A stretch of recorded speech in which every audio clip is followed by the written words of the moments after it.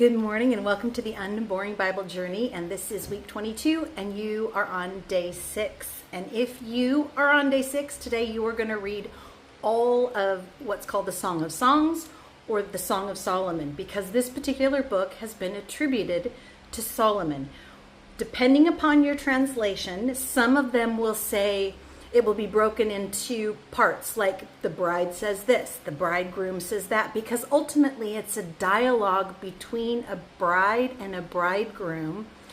And the question is, how does this end up in our scripture?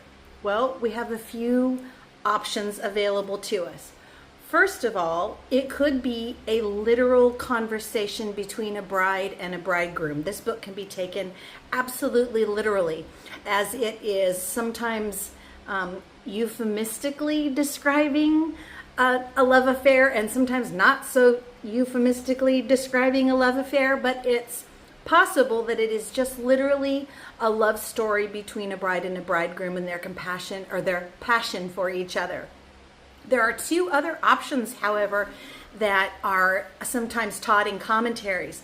The second option is it's possible that this is supposed to be sort of a,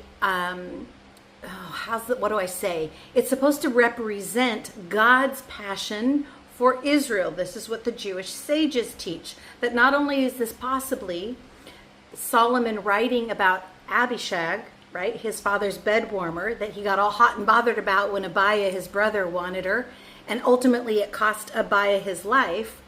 But the Jews say this is also, or possibly, the love letter from God to the Jewish people. So then, of course, the third option is that this is a picture of the bridegroom of Christ and his love and passion for the church, which is the bride.